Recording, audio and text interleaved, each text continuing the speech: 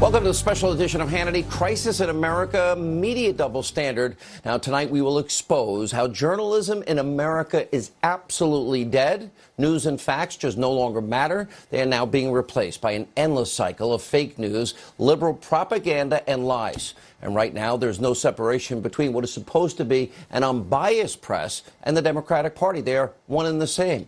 Now, the perfect example comes from liberal fake news, CNN. The professional Trump haters have found a new fix.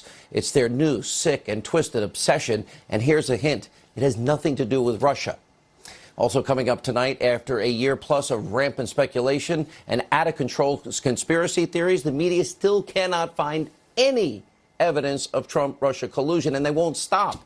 And also, new exclusive reporting tonight from The Hill. The Uranium One's FBI informant speaks out right here tonight about Clinton corruption and the disastrous Uranium One deal. The media has been ignoring it, something you'll only see on Hannity.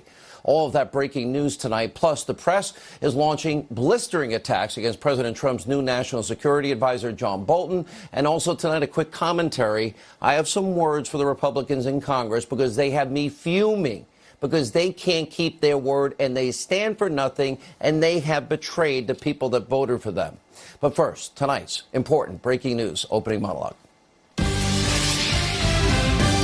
All right, we start tonight with the big breaking developments. The chief of fake news CNN, soon to be scandal plagued, Jeff Zucker, he has a new obsession. And here's what we mean. Profanity-laced 24/7 coverage that would make a sailor blush is no longer enough for Jeff Zucker and his liberal fake news cohorts. Well, the bleepHole network is now looking for new ways to outdo this despicable coverage up to date. Now, you may remember some of this. Is there a difference if the president said, hole or house? Do you think these countries are holes? Donald Trump has turned the Oval Office into a Whole country. Rich, do you have any example of any whole country that the president referred to that is predominantly Caucasian? Holders. I work for holders. I'm proud to be a holder. Now, part of that is funny, but it's also really sad. According to the Media Research Center, fake news CNN, they dropped the bleepHole 195 times in one day during their round-the-clock bleepHole-obsessed coverage. But now that depravity, that's not good enough. So Jeff Zucker is now trying a new tactic to hold up his ever-sinking and shrinking audience. Take a look. The so-called Facts First Network has a new fixation. It's like softcore porn. That's right. This is CNN.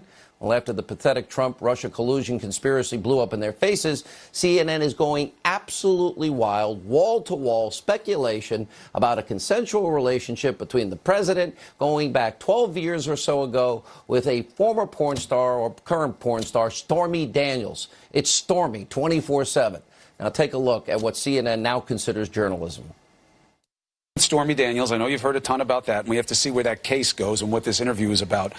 Is that possible to come up in the Stormy Daniels lawsuit? Will she be able to say, hey, look, this lawyer is involved in a whole bunch of different things here? This could be the last nail in the coffin. Yeah. Stormy Daniels is causing stormy weather. Porn star Stormy Daniels claims President Trump broke the law, had her bullied. Does Stormy Daniels have the president's number? It sure seems that way. President Trump might have met his match with Stormy Daniels. How is Stormy weathering this? Stormy speaks. We're hearing quite a bit from Stormy Daniels. Stormy, in her own words, isn't going anywhere. Stormy Daniels has a good lawyer. The porn star Stormy Daniels was telling the truth. Stormy Daniels is on a tear. Quick preview of Stormy Daniels' interview this Sunday. Breaking news that Stormy Daniels. Stormy Daniels. Stormy Daniels. Stormy Daniels. Stormy Daniels. Stormy Daniels. Stormy Daniels. Stormy Daniels. The reason he can't engage with Stormy Daniels is because she's got his number. And even a porn star can't quite satisfy Jeff Zucker's new obsession. Anderson Cooper tracked down Karen McDougal, former Playboy playmate. Well, she is alleging that she had a consensual relationship with Donald Trump over a decade ago. But pay close attention to Anderson Cooper's kind of creepy questions during this interview. Take a listen. You'd worked for Playboy for some time. You could see him looking at you. Would he call you? He would call me, I would call him, vice versa. So you had his phone number. When he called, did his number show up on the phone? Were you attracted to him? So the sex was consensual? You said you should have ended on a strange note. So what happened after you had been intimate? Did he actually try to hand you money? Did he ever compare you to any of his kids? I mean, this is a hard question to ask, but you said you had sex that first time. All these times you saw him, this was an ongoing sexual relationship. Absolutely. Can you estimate how many times you actually saw him? Yes. You were intimate many dozens of times. This is another tough question, and again, you don't have to answer it, but it's been raised with other people. Did he ever use protection? This went on 2 hours, an alleged consensual relationship. Oh, and she voted for Donald Trump. Jeff Zucker, is this what you consider journalism from your top so-called news anchor? Are you really proud of this? We can only assume that you are, because that is all your fake news network has now been covering for about 2 straight weeks. And fake news CNN, they're not alone. The entire liberal mainstream media has been salivating over this every single day and every detail. And of course, this isn't even the case. Remember when it came to Bill Clinton's accusers? Very different stories. For decades, the mainstream media has either completely ignored or barely covered the stories of Juanita Broaddrick, Paula Jones, Kathleen Willey. In fact, take a look at how Clinton's sycophant, Andrea Mitchell, tried to smear and discredit Juanita Broaddrick during the 2016 election in reaction to an interview we did with then-candidate Donald Trump. Take a look. It's about groping and fondling and touching against a woman's will. And rape. And rape. Donald Trump using that word unprompted during an interview last night with Fox News' Sean Hannity, bringing up a discredited and long-denied accusation against former President Bill Clinton, dating back to 1978 when he was Arkansas Attorney General. Andrew is just disgraceful. And what is even worse is NBC edited their online version of that clip and removed Andrea Mitchell using the word discredited. And by the way, take a look at some of these numbers from the Media Research Center. 1994, remember Paula Jones? She came forward with details about Bill Clinton sexually harassing her and exposing himself to her. She didn't know him. Now, CBS, NBC, they totally ignored the story. ABC gave it a whopping 16 seconds of coverage. And then in 1997, when Paula Jones' legal team subpoenaed Kathleen Willey, well, CBS and NBC, they gave it a paltry 1 minute, 34 seconds of coverage. ABC, well, they didn't bother to even do the story. And that same day, CNN, their evening newscast, spent a whopping 26 seconds on the story. And in 1998, when news broke about Juanita Broaddrick accusing Bill Clinton of raping her, ABC, CBS, they didn't care. NBC did spend 7 minutes covering the story, as they should have. This is all shameful, and it proves just how abusively biased, hypocritical the media in this country is. The Media Research Center, they searched their archives, and they found these examples of the liberal press attacking Paula Jones. Remember, she won her lawsuit against Bill Clinton. Take a look. Yes, the case was being fomented by right-wing nuts. And yes, she's not a very credible witness, and it's really not a law case at all. I think she's a dubious witness. I really do. We've got an awful lot to talk about this week, including the sexual harassment suit against the president. Of course, in that one, it's tough to figure out who's really being harassed. Is she not trying to capitalize on this, in effect, to profit from impugning the president? I have to profess complete confusion over this entire case, why this is even a case. Now, the media covering for Bill Clinton gets even worse. In January of '99, NBC News reporter Lisa Meyer, she taped the first exclusive interview with Juanita Broaddrick. I had the second interview with Juanita Broaddrick.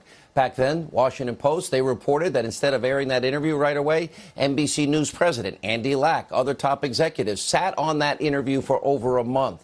At the time, NBC News claimed that they could not corroborate Broaddrick's accusations, so the interview did not air until February.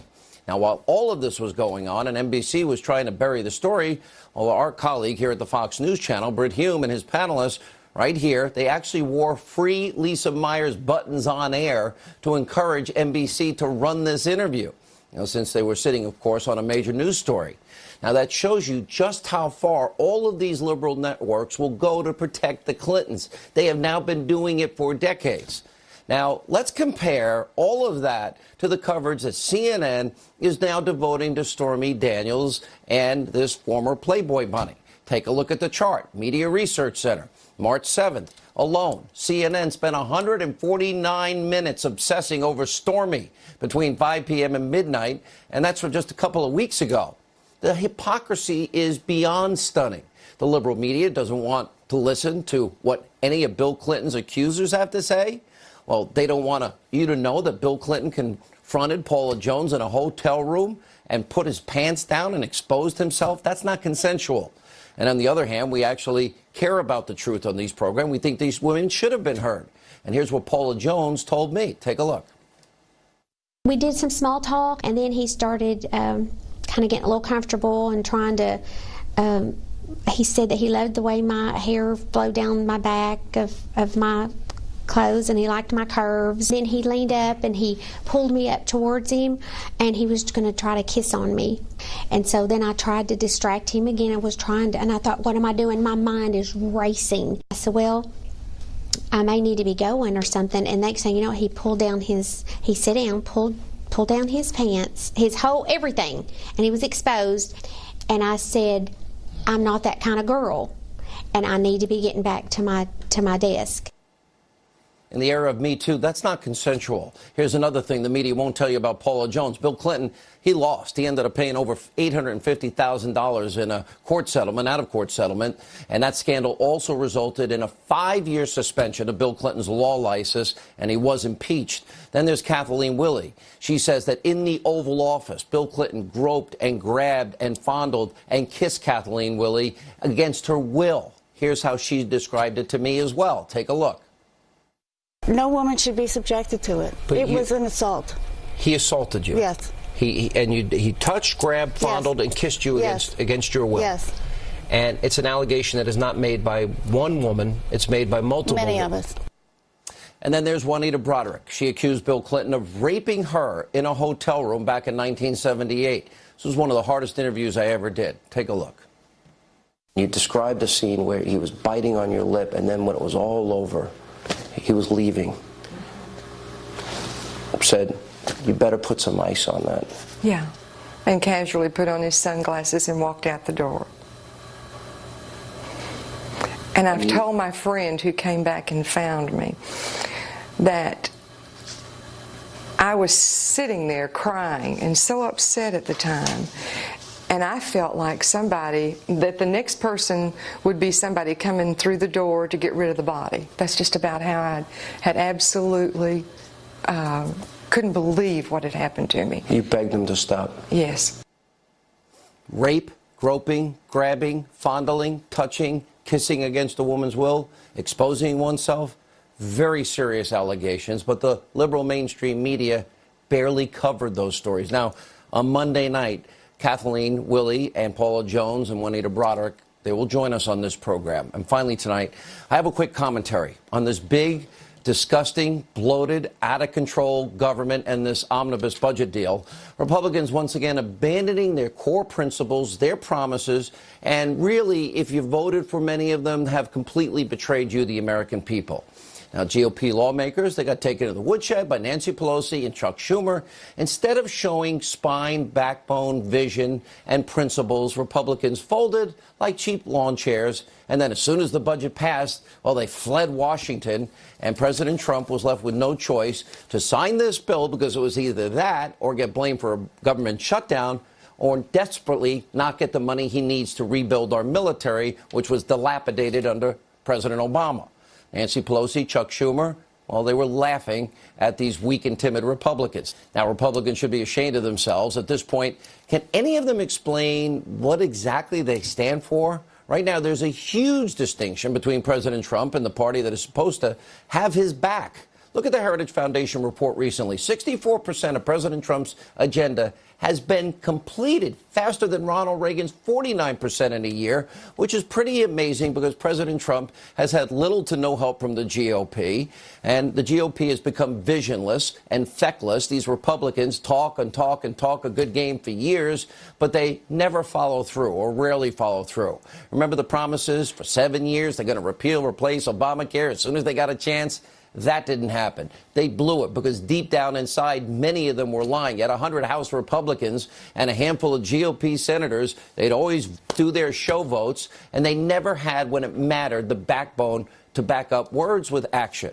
The whole thing is disgraceful, and quite honestly, it gives Democrats pretty much everything they wanted, billions in new spending. Meanwhile, the border wall does not get completely funded. Hundreds of miles of wall should be built and built immediately. That's also good politics. And as the president said today, he'll never sign a bill like this again because the military was so depleted. Well, he was angry he had to sign it because this was the only way he felt he can get the money. I personally wish the president vetoed this bill, made them stay in Washington, make them keep their promises. What happened to the Republican Party? Whatever happened to that party that believed in fiscal responsibility? We now need a revitalized second party, Republican Party. They need to go back to their core principles. If they don't, by November, they will have nobody to blame but themselves if they lose. It won't be Donald Trump's fault. Here with reaction, former White House press secretary Sean Spicer, independent Women's Voice president Tammy Bruce, and from the Hill, Joe Concha. Tammy, let me start with you. Sure. Let's start with Stormy, or this other woman, McDougal. Right. Both are consensual, nonstop coverage. Compare that to rape, exposing oneself, groping, grabbing, fondling, kissing against a woman's will. Is there a comparison? Well, there isn't, but there's actually one. And in both cases, they had an agenda. Here they have an agenda to distract the American people. Everyone has to consider, like with that Anderson Cooper clipping, what are they not covering when they're covering this? That becomes the problem. And of course, during the Bill Clinton years, it was about making it go away so that they could cover other things that would benefit him. So this is why this network, as a factual matter base, dominates. It's why your show dominates. It's why CNN is losing to things like Naked and Afraid and reruns of Friends. Because in fact, facts do matter.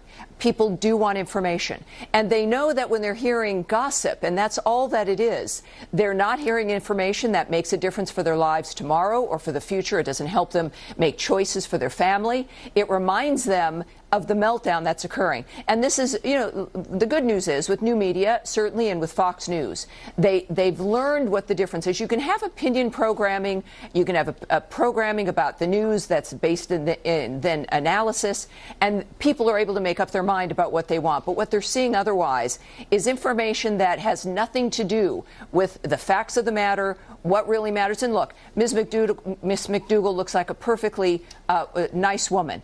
But even then, she looked exploited. She appeared to be exploited. This is a horrible dynamic when it comes to how we want to be able to run this country and the rules of the media and the responsibilities of the media to contribute to our democracy. I'm not, and I watched it because this is my job, Joe Concha. It's also your job. And I think I agree with Tammy. She came off as a very nice woman and was expressing that she actually had a love it and voted for Donald Trump. But there's nothing here, and it goes back well over a decade. There's nothing here that wasn't consensual. Is this now the future, that we're now going to find out who you dated, what you did, give us every detail, we'll spend 2 hours on it, and by golly, that's what we'll call news? Well, the future appears to be present, Sean, but I think Tammy asked a good question, and that was, what isn't being covered? And you brought up that MRC study from March 7th, where 149 minutes was devoted to Stormy Daniels between 5 p.m. and 10 p.m. on CNN. 44 minutes went to all other news going on in the country, in the world. So I looked it up. What were AP's biggest stories on March 7th? And it's pretty telling. One was a nor'easter that was slamming the Northeast. Another was one officer killed, 2 wounded in Missouri. But here's the most telling one from a political perspective. March 7th was the day after the Texas primary, where a blue wave was supposed to engulf Ted Cruz, supposed to be Democratic enthusiasm in that state that may actually turn it red, and it actually ended up being the opposite. So we missed those stories because we were too addicted to, we've heard the term state-run TV bandied about recently. This was storm-run TV, Sean. And Sean Spicer, we have exposed on this program, there's been, I call it the year of the boomerang. What have we learned? Hillary fixed the primary. We learned that, in fact, an investigation she had an exoneration before the investigation ever began, and we know she committed felonies. And then, of course, we know she paid for of all things, Russian dossier that a foreign national put together for her. Then we learned about FISA abuses, where they never told FISA judges, as they should, where this dossier came from. It was not only unverified and never corroborated, but it turned out to be false, and yet they got a FISA warrant. This is the biggest abuse of power scandal in history, and they're ignoring all of that and just regurgitating either Trump-Russia collusion or Stormy. Right. And I mean, I have a theory on this, and here it is, which is I believe as the president continues to rack up results and accomplishments. 17 months ago, he was elected. He came here as a disruptor, and he's done so in a way that hasn't appeased the media. He's not behaving the way they want. He's not giving them the interviews that they want, the time that they want. He's not going with the narrative they want, and he's making them work. They used to be able to stroll in at 10 and be out by 4. Now they have to stay, get up early and stay late because this president's working tirelessly on behalf of the American people. What that means is it translates, they're going to keep throwing the kitchen sink at them no matter what on a lot of these other networks because they don't know what to do. They can't cover the accomplishments because it's against everything that they believe. They are so fundamentally opposed, not just to conservatives, but to Donald Trump specifically, that they will do everything they can not to cover what he's actually getting done. It's always about chaos. It's always about process. It's about, and if you hear a bunch of the clips that you played in your monologue, they use the word like, it seems as though the following could happen. They don't want to report on what's actually happening or the result of the legislation or the actions that he's taken. They want to talk about the hypothetical because in their world, all of the good that's coming is contrary to what they actually believe in. Well said, all of you. Thank you all for joining us. We appreciate it. When we come back, the media's Russia collusion hysteria, that's still spiraling out of control after a year and a half of no evidence. We'll explain as this special edition of Hannity on Your Corrupt Media continues.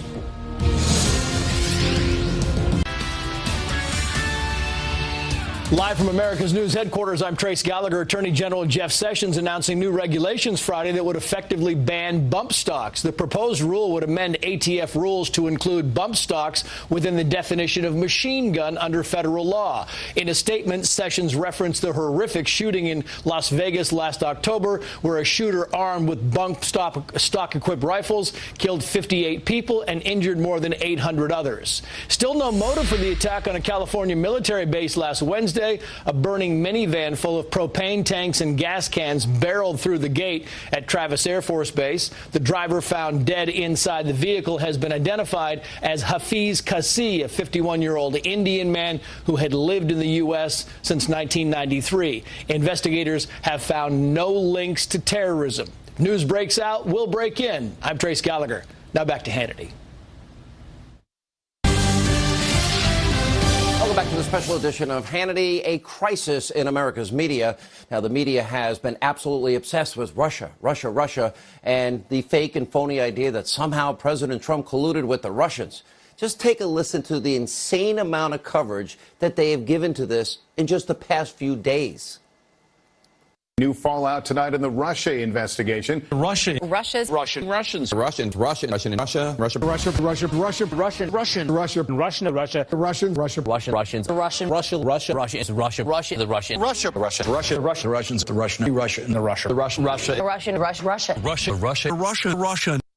right, that was just a sampling. Joining us now, Fox News legal analyst Greg Jarrett, and from the Washington Examiner, Fox News contributor Byron York. Byron, one of the things I've liked about your coverage is you keep going in a very different direction than the sheep in the media. You hear the coverage, you see the coverage. House Intel Committee wrapped up their investigation. No evidence of collusion, no evidence of anything wrong in business dealings. You wrote a piece last night. What is your take overall? Wouldn't we know by now if there was some collusion? I think we would. That was quite a montage, by the way. Yeah, look at what Robert Mueller has done. Look at the people he has charged. Look at the people he has made plea agreements with. He has charged 3 people who were very highly placed in the Trump campaign: Michael Flynn, Paul Manafort, and Richard Gates. You have to ask yourself, if there were collusion, these guys would probably be involved. They all did have some links to Russia, and yet all have been charged with crimes, and none of those crimes have involved any sort of collusion, conspiracy, coordination between Russia and the Trump campaign. So if you simply look at what we have so far, we always have to be cautious and say we don't know what's coming. Maybe other charges are coming. But these are the people that if there were collusion, you would think they would be involved with it, and they haven't been charged with that. Yeah, and Greg, let's go to this here. They thought every step of the way that the president, they were certain in the media, they were certain that Trump was guilty of collusion. The interesting thing is when I keep playing Obama just before the election, telling Donald Trump, lecturing him to stop whining, and that, you know, no serious person could ever think that our elections could be in any way influenced by anybody. How did this narrative evolve, and why were they so certain, and how could they be so wrong? The media's frustration and disappointment in their failure to find collusion is really quite palpable.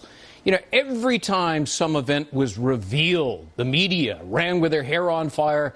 Collusion, as if it were a crime. The Trump Tower meeting, you know, Flynn had a conversation with Russians during the transition. Kislyak actually spoke to the Attorney General. The Carter Page speech in Moscow. All of this was by declaration of the liberal media criminal collusion. The problem is none of them could ever point to a criminal statute that makes collusion a crime except in antitrust law. And when they finally discovered that, I mean, I thought they were going to cry. You know, the problem is they don't know the first thing about the law, and this is a case all about the law. And they haven't looked up the criminal statute or the case law on obstruction. They couldn't find any case law on collusion. And so now they've resorted to interviewing Playboy models and porn stars, you know, in an attempt to and consensual relationships. Yeah, over a consensual we have a lot to say about that on Monday. But, you know, you think about it, though, in the process of all this, we learned a lot. We did learn that the Russians, they wanted to create chaos. We know that Hillary was hacked by probably the Russians, the Chinese, the Iranians, the North Koreans, everybody, because of the illegal server. But she fixed a primary. We know that top people in the Department of Justice and the FBI fixed and rigged an investigation into her server, exoneration before investigation. Then we know that she paid for Russian information to influence the general election. That information was then used to obtain a FISA warrant, even though unverified, turns out to be lies. And they purposely misled a FISA judge. So we did learn a lot as a result of this, but it's not what the media wanted to find. You know, could I add one more thing also about collusion and the importance of not having any charge of collusion?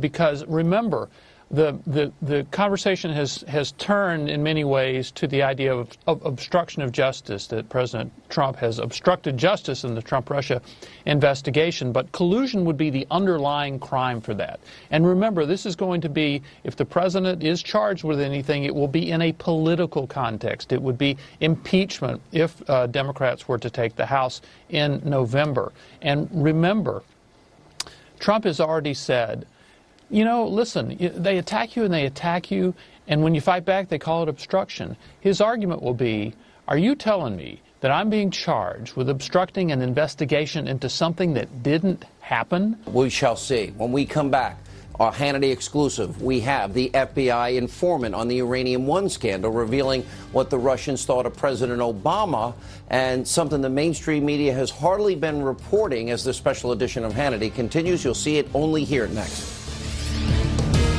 Welcome back to the special edition of Hannity, talking about our corrupt media in this country. Now we have more of the Hill's exclusive interview with the FBI informant on the Uranium One deal. His name is William Douglas Campbell. Where's the mainstream media on this? Listen to Campbell describing the criminal activity that he exposed while undercover inside a Russian state-owned company at the center of this scandal, and how he was able to unearth all of this. They authorized me to make the kickbacks, but let me back up. I initiated that contract as an American businessman, right, not as an FBI informant, and not by the direction of the FBI. So the contract was in force, and then ultimately, when I realized that it was a veiled contract for money laundering, essentially, and reported it, then the FBI began to oversee all aspects of the operation. There was a very sophisticated piece of equipment in my briefcase, and I staged it so that when I opened the briefcase and placed it there in front of the Russian, he would lean over and he would be highly visible reaching into the briefcase and taking out a tremendous amount of cash. Listen to what Campbell says that he heard the Russians say about the U.S. and then President Barack Obama. It was very illuminating because of the indications that they made about the influence from the United States government, their arrogance about the weakness of our government. It was not easy to sit there and listen to it. They talked about the weakness of the president. They talked about, they spoke about his weakness, and in describing the president's weakness, they used racial epithets. They did, which was not good. And then, of course, zero mainstream media coverage. Joining us now with more is one of the reporters who interviewed Campbell. Now, The Hill's Allison Spann is with us. Allison, thank you for being with us. Thanks for sharing this tape. It's never been seen before. He's never spoken before publicly. And I'm listening to this. He knows what's happening in 2009. He infiltrated Putin's operatives in America that had a goal to get into America's uranium market, and they're involved in bribery, kickbacks, money laundering, and all sorts of extortion. The country knew it, the FBI knew it, and they still allowed the deal to happen 18 months later, and he's talking about how weak our country is. Why did they let this happen?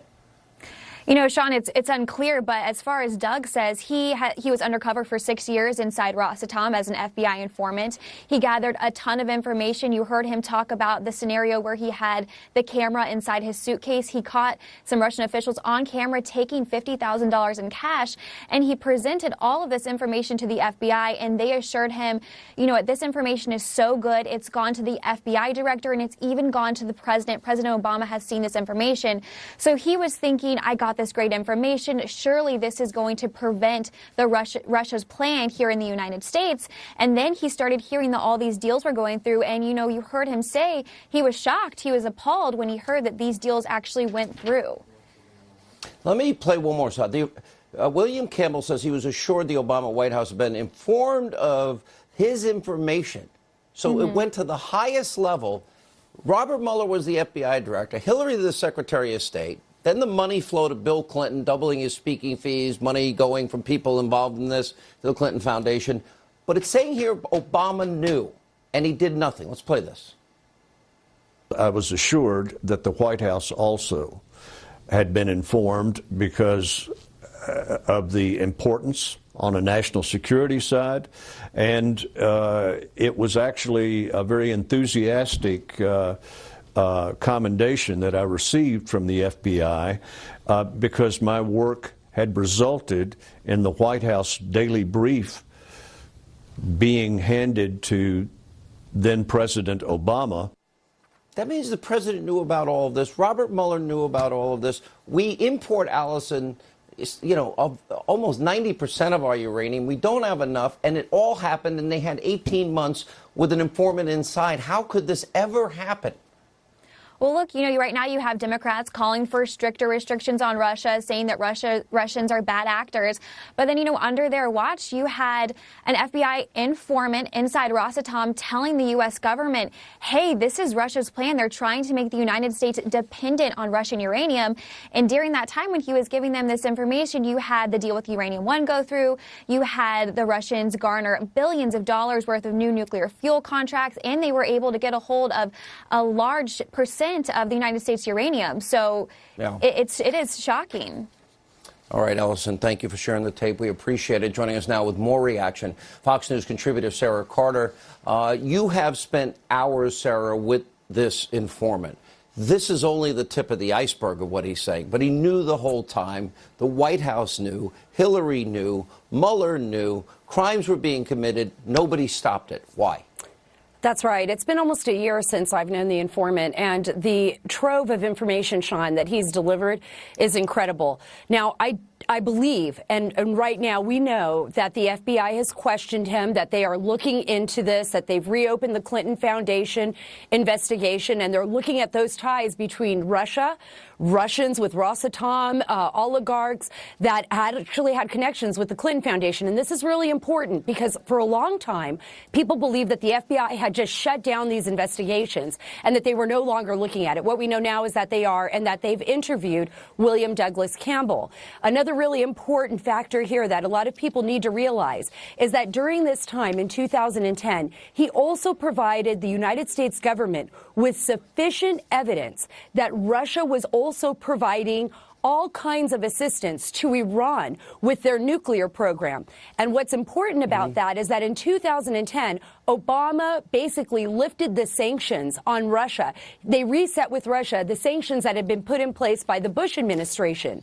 So even though President Obama had all this information, he still reset with Russia. They moved forward, and we can see what happened after that with the Uranium One deal. It is so ironic in light of the phony Trump-Russia, narrative that the media pushes every second of every day. And the Clinton and the media talking points on this have been, this story has been debunked. But we learned that this informant, who you know and have spent many, many hours with and are very well aware of all of the evidence that he has available and that he's now presenting, he testified and spoke to the FBI field office investigators into the Clinton Foundation. I always say in these cases, follow the money. Where does the money now lead us now that we know an investigation is going on, that this story has not been debunked? I think what's going to happen here, Sean, and talking to people in law enforcement, federal law enforcement who've conducted these type of investigations and people who actually were on this investigation from the beginning, they're going to start tracing the money. He provided the foundation. He provided the evidence, the players, who was involved, what they talked about, the laundering, the schemes that were going on. And now what they got to do is look at those players and trace that money, see where the money went. The money that went even to Bill Clinton, remember, from Renaissance Capital, which was the Russian bank basically run by FSB agents, which is their spies, that paid Bill Clinton $500,000 in 2010 for a speech. Other money that may have gone through lobbying firms that were then giving, the Global Initiative, part of the Clinton Foundation, basically free services after the money came through them. So they're going to be tracing this money. They're going to be following that money, and hopefully it'll lead to some answers, and could be a lot of trouble for Hillary Clinton and the Clinton Foundation. All right, we're going to see a lot of this coming. This was in December. This informant was interviewed by the FBI field office in Little Rock. All right, Sarah Carter, great work.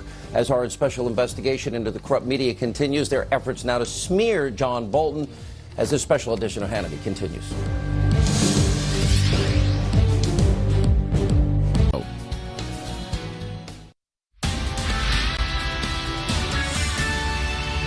Live from America's News headquarters, I'm Trace Gallagher. Fired Deputy FBI Director Andrew McCabe is defending himself in an op-ed for the Washington Post. McCabe writes, quote, "I have been accused of lack of candor. That is not true. I did not knowingly mislead or lie to investigators." He was fired 1 week ago by Attorney General Jeff Sessions based on an internal FBI report. McCabe writes, "Not in my worst nightmares did I ever dream my FBI career would end this way." He was 2 days away from retirement when he was fired. A teenage girl who was shot when a classmate allegedly opened fire inside their Maryland high school has died. Her family says that Jalen Willie was brain dead and taken off life support on Thursday. Police say she was shot by Austin Rollins at Great Mills High School. Rollins died at the scene. Authorities say Rollins and Willie had been in a relationship. I'm Trace Gallagher. Now back to Hannity.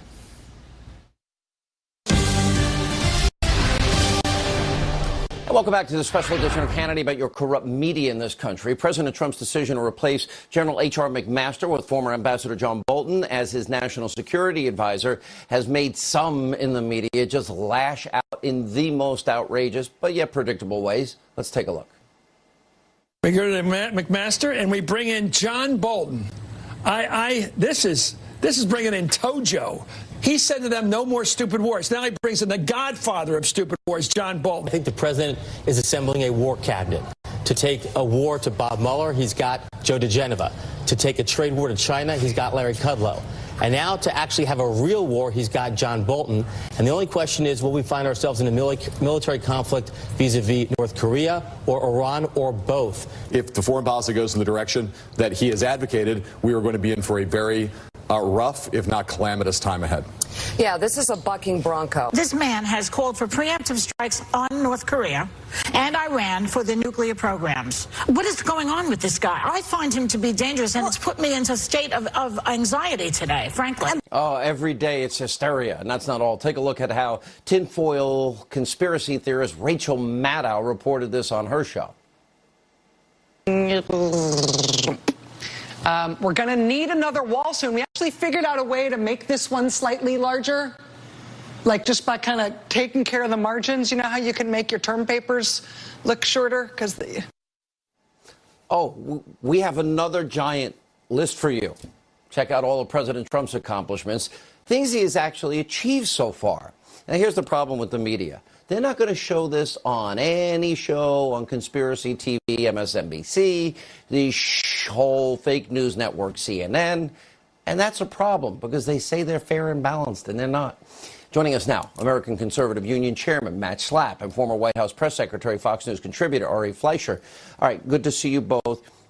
It's so big, the list of accomplishments. Even the Heritage Foundation, Ari, they pointed out that Donald Trump has gotten 64% of his agenda accomplished in his first year, which is higher than that of Ronald Reagan.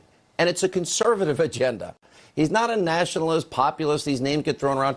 Sure, there's been some transition. There's been growing pains. He's also been under investigation for a year. It's very unprecedented. But a lot has gotten done. Nobody ever talks about it. And I'll tell you, because I know John Bolton, with John Bolton at NSA, even more is about to be done. John Bolton is one of the smartest, sharpest, savviest operators in Washington. And he is a true north. He's a principled conservative. And I welcome John Bolton into this administration. Yeah, me I love too. to hear the Democrats talk about they're in a state of anxiety. Have they ever not been? And maybe they should move there. Well, and this is the thing about the way I characterize the reporting. It is nonstop, breathless hysteria. It is, Bob Woodward talked about how they are unhinged, Matt. And I know it was bad during the Bush years. Poor Ari, I wouldn't want his job, but I really wouldn't want Sarah Huckabee's job now. No, I agree with that. Look, they ended up or your calling... wife's job, for that matter. They ended up... That's okay. I console her every evening, and she's proud of what she does. But, you know, at the end of the George W. Bush administration, he was obviously pretty low in the polls, and they were calling him every name in the book. Bush lied, people died, warmonger, racist, you name it, they called him that. It's what liberals do with every single Republican. The difference is with Donald Trump is they just started off with all these terrible slanderous terms. And John Bolton's now having to undergo this as well. And I actually think, Sean, I'm hopeful. The American people see through this. The American people, they have air in their lungs. They feel hope. They like the agenda. And this is something that you know, gives the American people hope that someone's going to stand up and fight. I want to fill in for Sarah Huckabee Sanders one day. Just one. I just want one day like behind you to fill in that podium. for me. Oh, I wish I should have. I missed my opportunity.